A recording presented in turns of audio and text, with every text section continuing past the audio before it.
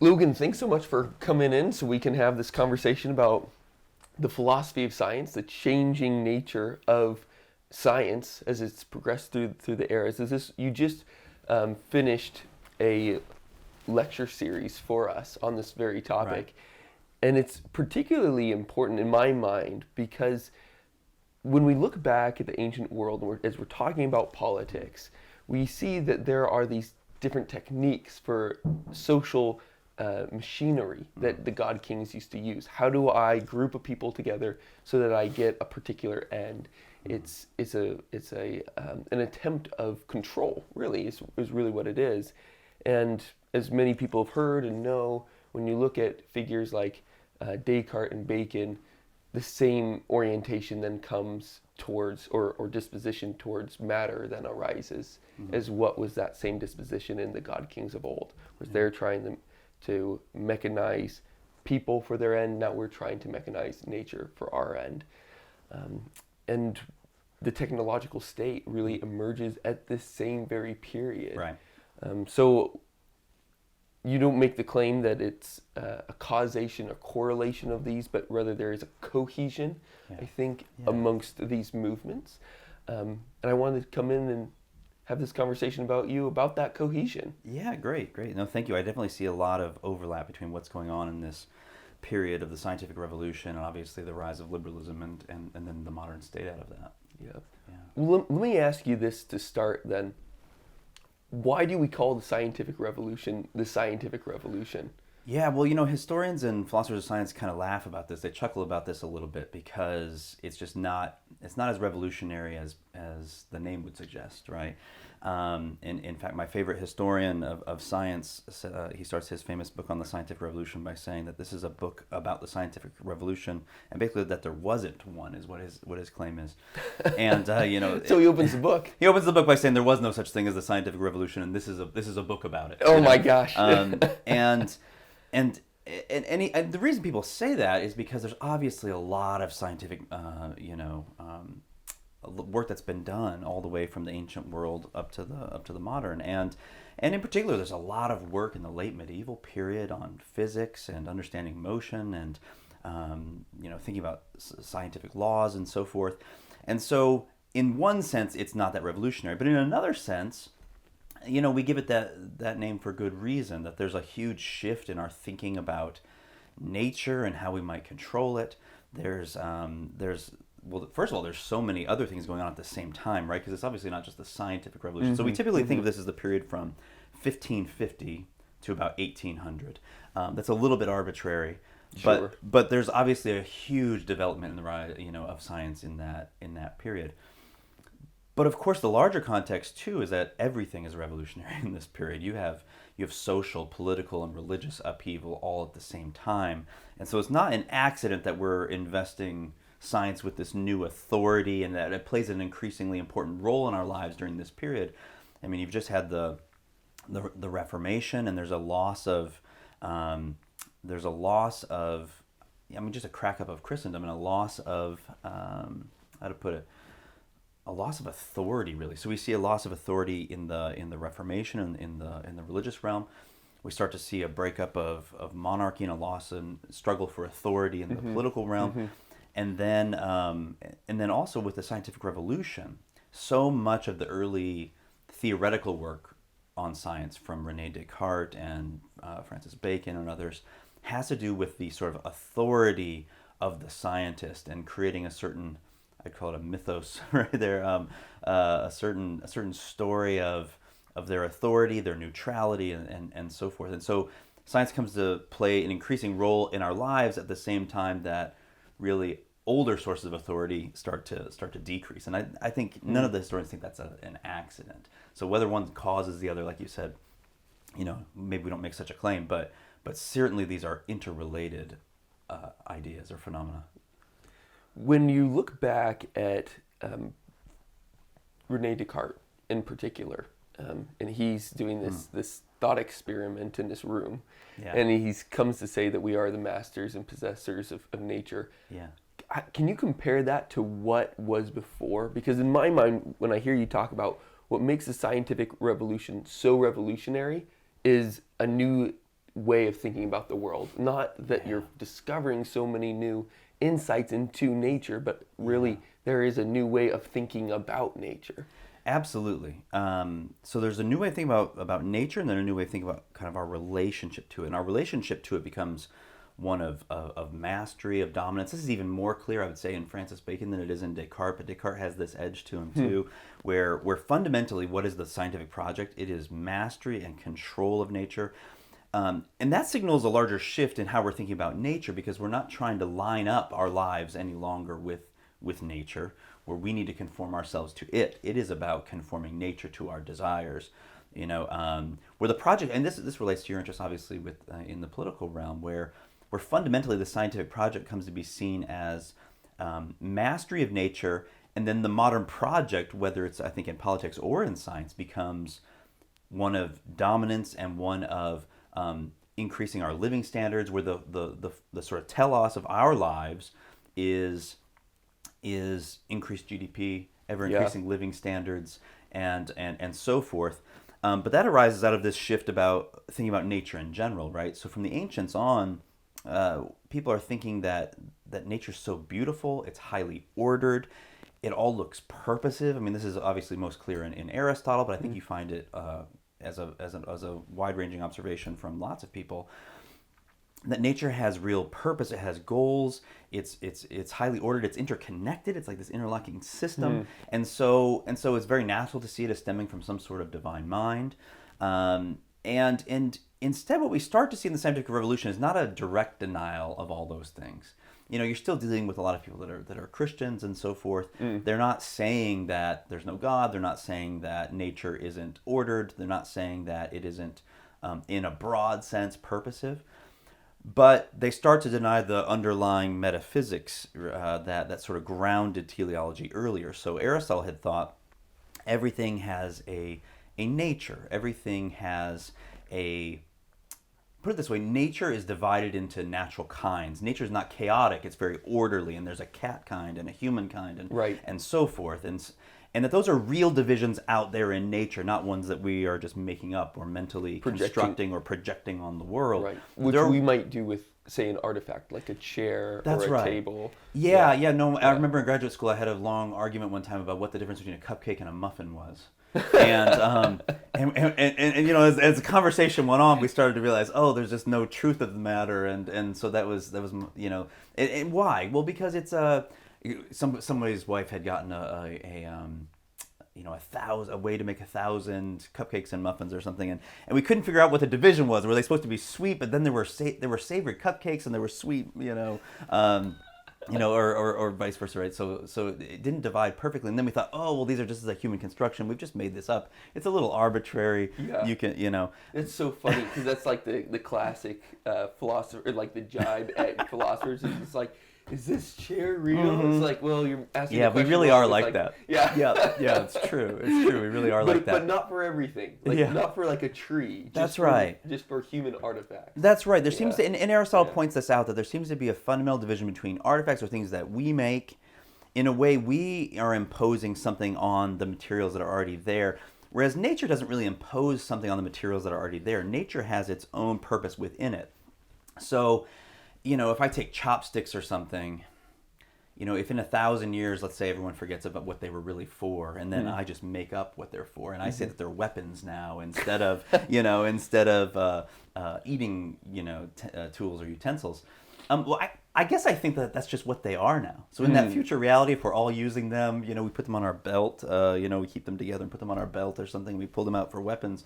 I think they just are weapons, because we've decided that's how we use them, that's how we think about them, we've decided that's what they are. But we don't get to do that with natural things, which signals this fundamental difference metaphysically. So I can't slap a bunny rabbit on top of my desk and use it as a paperweight and call it a paperweight, and it doesn't become a paperweight just by me deciding what it, I don't get to decide what it is. It has a nature and sort of a purpose within it, and it has a natural purpose that's intelligible to our minds. We can discover it. And we all know this. When you go to the zoo, in fact, sometimes you feel bad because you think, well, this animal isn't really flourishing in the way it's supposed to be. This isn't its natural habitat. And so the human mind can just understand that there's that there is something it is to be a bunny rabbit, there is something it is to be a giraffe, and then there's a way of life and flourishing that comes out of the kind of thing it is, and we call that its nature. So its nature has to do with its distinctive powers and way of life. And so the older metaphysics that grounded this teleological or purposive view of nature, Aristotle really thought that everything has a nature, its own kind, its own sort of purpose. And when we say purpose, we don't mean it's like trying to do things mentally. What we mean is it has its own way of life. It has goals it's supposed to accomplish. Frogs are supposed to live a good froggy life around ponds. And where it's just like almost internally ordered. It's internally ordered that. toward those goals. That's right. So think of it as goal-based, right? And basically, Bacon and Descartes, and especially Descartes, is very clear about this, that the new science, this new physics of Galileo and Descartes and others, the new physics isn't going to have room for that stuff. And it's not that they outright deny it and say these things don't exist, it's all nonsense. It's really that they start to say, at least at first, we don't need these ideas. These are just not fruitful explanations. Aristotle's, sort of forms, final causes, so basically, purposes and things, we just don't need that. Because the new science, the thing that's going to make it so rigorous, is basically that it's sort of mathematically tractable, that we can measure things. So we're talking about volume and velocity, right? Extension and motion. These are the most basic things. These are like and in a weird way, though, they end up saying these are the fundamental realities. So you start to shift. I mean, and this happens a little slowly, but you start to say this, we don't need these older ideas, which doesn't exactly deny them. And then gradually you start moving to saying they aren't really real. And then your view of nature becomes that it's not really purposive. It's a bunch of accidentally cobbled together, conglomerations of atoms. And there's no real unity or purpose to the things. There's just accidental heaps or conglomerations of fundamental particles. And the particles are what's real, not the organism. Right. And so you have this slow transition to that ultimate position over the next centuries. Certainly by the 19th century, that's clear. Yeah, interesting. So it's almost as if we can bracket off the more metaphysical questions, who God is, what the soul is, what is the proper purpose of a bunny rabbit, et cetera, and we start to impose our own control onto it. So long as we bracket and impose, then it inevitably leads us to thinking that bracketed part not only doesn't matter, but it really doesn't even exist. Probably doesn't even exist. Exactly. It's interesting. Well, and Descartes is very underhanded, really. I mean, he again says he's just kind of setting these aside. He's not really saying that they're not real, but you start thinking about the arguments more and more, and at least he, for one, really is rejecting them. Interesting. Yeah, okay. he really is rejecting. Yeah. So he gives this famous thought experiment in the Meditations where he says, suppose I take a chunk of candle wax. I never know if it's a chunk or a hunk, but the hunk sounds weird. But I think it's a chunk, maybe. So I think a hunk is like a young buff kid. Yeah, right. And so he's thinking something like, if I take a chunk of wax and I smell it and it has a certain sweet, floral smell still from the honeybees and so forth, and perhaps I taste it, it's sweet. Perhaps I smell it and it's floral. I flick it or rap on it, as he says, and it gives a thunk, and so I learn about it. You would think through my five senses, and then he says, but listen, I put it in a spoon and I hold it over the fire, and it seems to lose all these things that I thought made it what it was disappear. Oh, yeah. It loses its smell. It loses its taste. I don't know if he really tasted the burning wax, the hot wax. That was a bad idea. Loses its smell, its taste. In fact, I flick it now and it gives a kerplash rather than a thunk. And so what he's saying is all the ways I thought I knew that I understood this bodily thing, I thought that I knew them through my senses. Really, through the mind alone, I come to understand what things are. And so it's this larger denial of the Aristotelian approach of through the senses I come to understand what the thing is.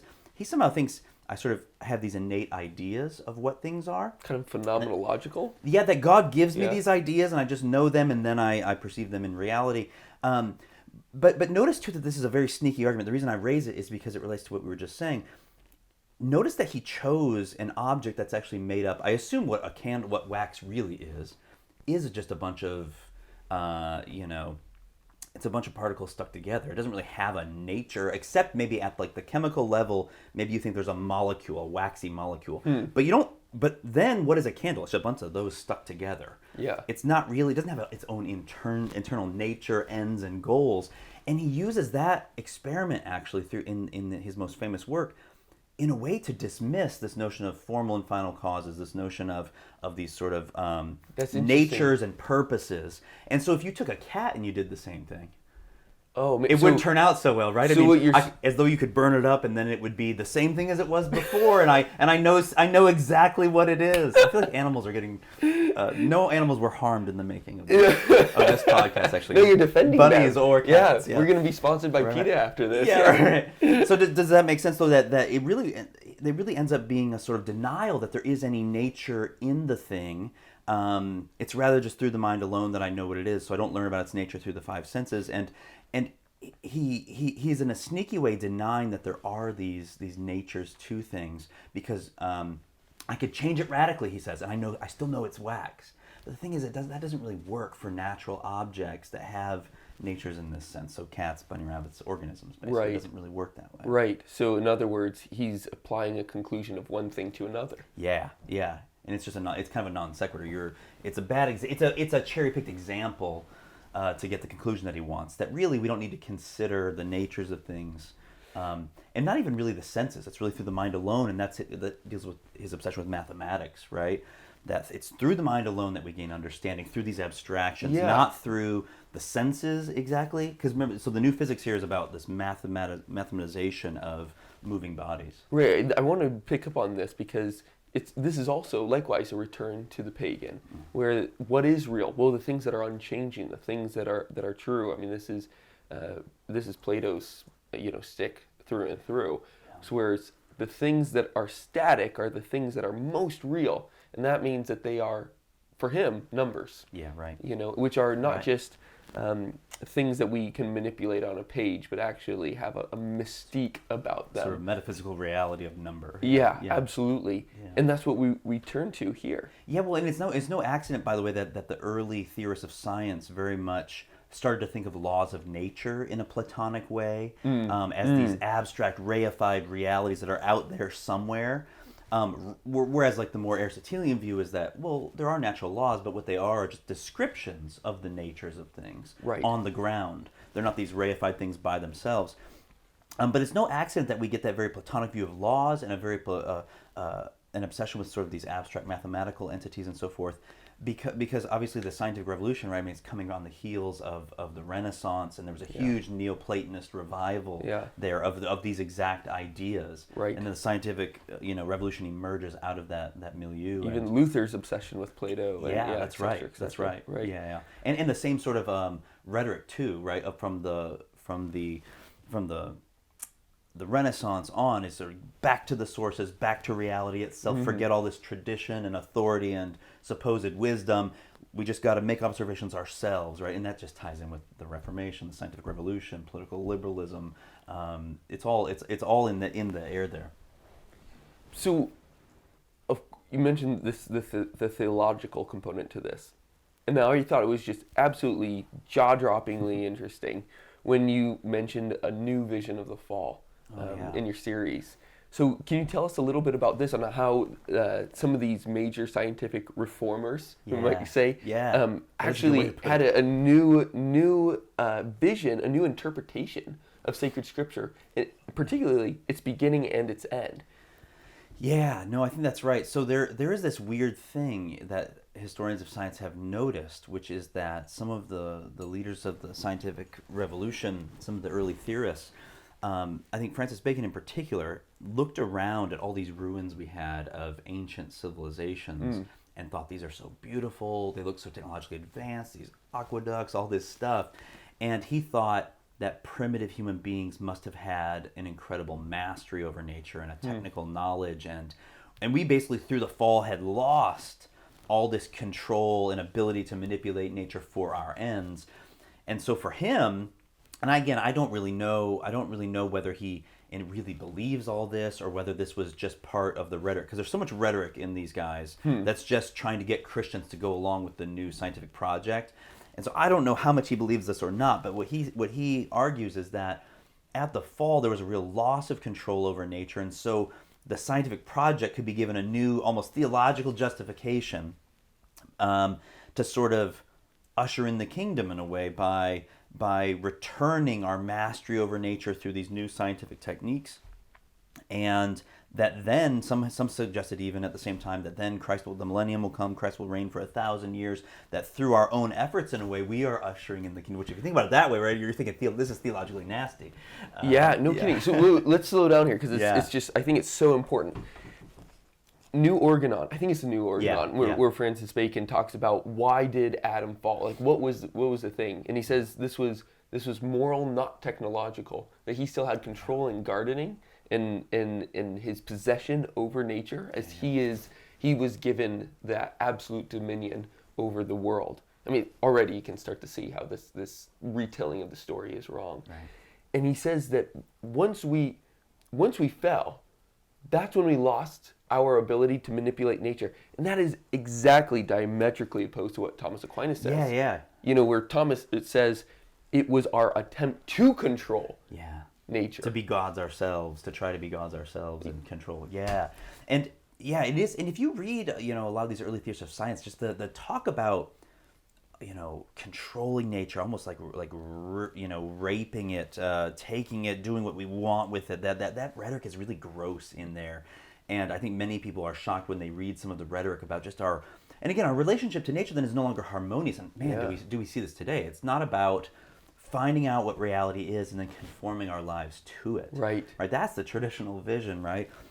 Certainly from Christianity is that we want to understand nature's order in order to put our lives in tune with it, to live in tune and in harmony with the natural world. And that doesn't mean we can't ever use it for our ends, but we use it in the right way, at the right time, and so forth. Whereas this is just, let's do whatever we can to manipulate nature. You see that scientific impulse today. Let's create human-animal hybrids, and let's, Elon Musk thing about the Neuralink, dude, that's crazy, creating bro. a little pig army or whatever he's trying to do. It's like a dystopian nightmare. It's like so, Legion and the pigs or whatever. Right. Or think about the work that Mark Martins has done on gender, right? And just thinking about the way that so much of what we're doing, the way we're thinking about gender today has to do with changing our relationship to nature. That we are no longer trying to find out what kind of thing we are, and therefore living out our sort of truest full self. And cultivating it. Cultivating and say, wow, okay, I found out through nature and observation, I'm a male. Maybe I don't even feel that way sometimes, but then I'm going to live out, the natural purpose of my body and so forth. And again, instead it's like the dominant self, and it's in our mastery is now not only over nature out there, but this is C.S. Lewis's point, right, in one of his most famous books is that now it's like the last frontier is conquering ourselves, being the utter masters, that our desires are given free rein, and if I decide that I'm this or that, then I'm going to live that out. Yeah, and the abolition of man, and then also the space trilogy that too, hideous strength. Exactly. Yeah. Absolutely. That's a huge component to all this. One thing, excuse me, about the end here as well is, well, the end of all things, Christ's return. I mean, this is particularly interesting because what you mentioned about how we need to be able to regain our control over nature before Christ can come back. Right. Because what does that suggest? I mean, we are our saviors, really, right? Exactly. Yeah. And also, can't talk. We fall into this social contract image all over again. Right. Where we create the kingdom, we decide on it, so then we can anoint the king. Right. Well, and this is so clearly related to the social contract stuff too, in that, just think about it. You see it in the scientific realm as well as the political one. We have to recreate, now that we've given up on the traditional story in a way, or at least halfway given up on it. Now we have to come in and say, no, here's what a state of nature was like. We have to retell the Garden of Eden story in a different sort of way, which is utterly fascinating. I think it does go to show, right, that theology is at the bottom of our cultural thinking, whether we say it is or not. Yeah, I think that's right. Yeah, a lot of this ties in with Marx's essay, Adam Without Liberalism, as well. And what he's pointing out there in terms of scarcity and the political order, you've pointed out on the scientific order too. Yeah. These are the mechanisms by which, it's just a reforming of the entire social order around this way of thinking where man is truly the personal sovereign of his own life. Right. we can reform everything we want, everything that we see in nature, so that we are not, we do not no longer sit in this seat of responsibility that God has placed us in, Right. to be able to have proper dominion of His created order, making sure that we know what it is, so that we can ensure that it's thriving in the way that He, through His natural law and through His own divine ordinances, has created it. And instead we impose ourselves. That personal sovereignty of liberalism is what is animating this new scientific way of thinking. You know, that dovetails really well too with this new image of science, of not just the sciences, but of scientists that we're getting, right? That they are these incredible, dispassionate, neutral observers, that these radically sort of individual people they're different from the rest of us. They're so special. They have this special method, this special technique that you and I could only dream of. This sort of Gnostic insight that they have, and it's amazing when you look back at the modern period rhetoric on this stuff, that we had to set them up in order for them to play this special role. We had to set them up as different than the rest of us. Right. Because you would think, well, what are scientists? Well, they're like, people that have a certain technical expertise, but they observe things about nature, and they reason in ordinary ways about it, and they weigh evidence and try to come to good conclusions. I mean, that's just another way of saying they do with nature what we do all the time. Right. Yeah. I mean, and this comes out when you try to define science. It actually turns out to be incredibly hard. Because if you try to give a very precise definition of science, then it turns out most scientists don't do that.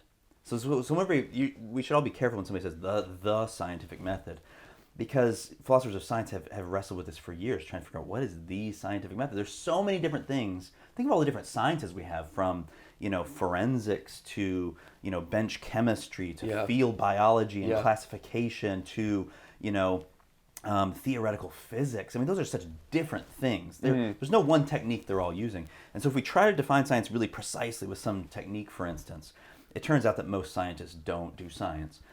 But then the other danger is we just get so broad. The only other option is to say something like, well, science is about a kind of systematic study of the natural world where we use observation and try to reason about nature. And it's like, well, yeah, that's what we all do all the time. And then But the reason people are so reluctant to give up on the scientific method, I think, as this thing that we all taught in 5th grade, we had a little flow chart, and then you make a hypothesis, and you think about that for a minute, right? You're like, I made a hypothesis, and then I tested it, and then I went back. It's like, well, so what you're saying is you had an idea and you went to see if it was true, and then you changed your mind if it wasn't true. It turns out it's just what we all do all the time. It's not this special method of scientists alone. And so anyway, we get this myth that develops about the special methodology and the special sort of virtues of the scientist that none of the rest of us possess, this dispassionate nature. Yeah, almost a disposition, almost a virtue, where they have the ability to restrain themselves from projecting their opinion on something. Yeah, like as though they have no other ideas, and as though they have no background beliefs, as though they have no, biases, no... and it's not that they're especially biased. I don't want to give that impression. I don't think they're especially biased. I just think they're human beings that have beliefs and background assumptions and so forth. And this comes through in everyday cases in science that you see, where you think, okay, this person clearly has a worldview. They have background assumptions they're making. They might be doing good science, but they aren't blank slates, just passively receiving nature and telling us like gods what it's like. Right. But that's the way we treat it, and that's the way that the rhetoric builds up around the scientific revolution, is that these are these special people. And I think we needed to give them that authority in a way to replace the old authority. So much of the story of the scientific revolution are just, again, a replacement for Christian authority. So this is really important. Let's spell this out. I know, sneak preview, everyone. Logan has an essay on this topic coming out with New Polity soon. But how is that? When you say that there's an authority replacement, I'm thinking about other things during this time, such as in the Protestant Reformation, you find that the priest, and really the magisterium, the church as a whole, is replaced with the individual Christian who's there to give the authority on his ruling of sacred scripture. And in the same way that the church is the one who preaches to the world the reality of God, the reality of Christ's rule, the reality of of the good news of the kingdom of God. So now the priest is in this new modern world is the scientist. He is the one that declares unto the people from a neutral standpoint. No, totally. It's hard not to draw that comparison. I mean, and I'm sure it can be taken too far, but just our whole imagery of the scientist as this neutral observer in a white lab coat on high telling us what reality is like. Yeah. And I actually think like the white lab coat really is part of the pageantry imagery of the thing. Yeah, it is. And so it's no accident. I mean, many people have obviously drawn that comparison. But I think in the scientific revolution, in the Reformation, and in the rise of political liberalism, there's two intertwined things that and I think that brings together what you said. There's a huge emphasis on individualism in each of them, and then there's a kind of myth of neutrality in each of them that arises out of that. So in the Reformation, it's like whoa, the church isn't really God, a divine institution. Really, what matters are individuals, but notice how that's given an air of neutrality. That well, we don't need that old authority. We're just going to have the Holy Spirit speak to us individually through the Scriptures and so forth. And but they really saw that as kind of neutral. Like, I'm not claiming there's any authority. Yeah. When what you're really saying is everyone's kind of their own authority in some sort of way. And that obviously took it centuries to work out, but you really see that much more clearly today, I think, than they did. And in the political realm, obviously, we get this notion of a sort of atomic individuals that don't really have ties to anybody else, that are sovereign completely over their own lives and so forth, and then they contract to create these larger institutions. They're never naturally under any authority, and then that's supposed to be, again, sort of a neutral view of the world, and that the liberal state itself is neutral, right? It doesn't declare any one religion to be true, so it's just it's totally neutral, right? And then you realize, well, what they're really saying is that there isn't a true one. That there isn't a true religion, right? Yeah. And similarly in the scientific revolution, we get this notion of the sort of individual. We even just create a mythology of the lone individual scientist, alone of genius, alone in their labs, and I mean many historians have noted that that's just not the way science works. I mean, it's very communal, and these guys are writing writing letters back and forth, and they're using each other's wisdom and knowledge, and so it's a very communal social enterprise from its very heart. But instead, we get this notion of the lone individual who can make these pronouncements for the rest of us about science, and then again this sort of myth of neutrality that scientists are the scientists themselves are especially neutral, and then that the larger proclamations of science are neutral, and that they don't have any metaphysical assumptions, which we saw earlier is not true. When you say, isn't that funny, that phrase "science says"? I laugh whenever I hear that, because people don't even have a category for bad science. They just have a category, like what science is, what philosophers call a success term. It's like if you say it's science, you just mean it's true. And so there's no like bad philosophy, bad theology, bad economics. There's just bad. Well, maybe like. Well, anyways, the economics is tougher. I think people think that there are bad versions of many of those other things. Like there's bad theology and bad philosophy, but they don't think there's bad science. I think the minute you start saying it's bad science, they just say, oh, so it's not really science. Yeah. It's not science at all, and so we just define science as success, as truth. Yes. And then no wonder we say things like science says, and of course. Again, science doesn't say anything, so there are scientists who say things, and there might even be a scientific consensus that we might speak of. But anyway. That's so interesting. So I want to have you back to be able to talk to us about some of the things that people label as not really science, and particularly intelligent design. Right. Because this is one of the places where God tries to seep back into science, and people try and shove him out. They start sweating. Yeah, they start sweating. Yeah. The neutrality is already in jeopardy. Yeah, the neutrality is in jeopardy. Yeah, exactly. And so there's a whole series of really interesting questions that I think we could have there. But I want to end with this, and I'm putting you on the spot here a little bit. Are there a couple things that you would recommend to us of how to have a healthier disposition to science? How to think about technology in a more healthy way, and the cultivation of nature instead of the manipulation of it. Oh yeah, that's a great question. I think we've got to find a healthy medium in how we think about science. I think you have two kinds of people. You have these sort of hardcore believers and the hardcore science skeptics. And I just think we just got to find a little more circumspection there, where we don't automatically believe anything scientists say, but we're also not just overly skeptical and don't believe anything they ever say.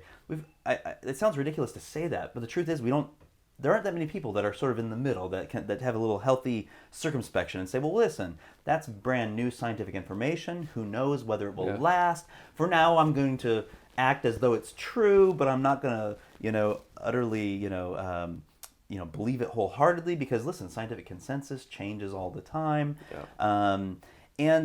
And so I just think we have to find a healthy in between where we're not slaves to whatever the current scientific consensus is, but we're also not just overly skeptical for no good reason and find yourself just antagonistic to all science and so forth. There are people that are on that extreme too, though I think it's less rare. I think most of us are slaves to whatever the current consensus is.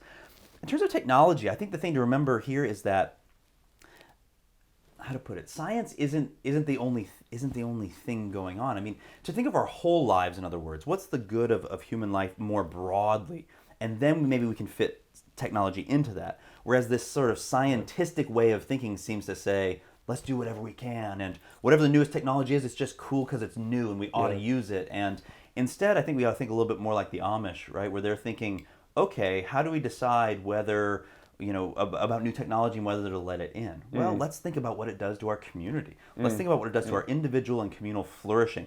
So just to keep in mind that there's an overall goal of human life, a sort of human good life to be lived, and then keep that primary and the technology secondary, where we can bring it in a healthy way sometimes. Other times we reject it because we think that's just going to ruin our way of life. That's going to ruin the pace of my life, the contemplative nature of my life. I can't bring that distraction. People that can't sleep at night because they can't let go of their phones, that kind of stuff.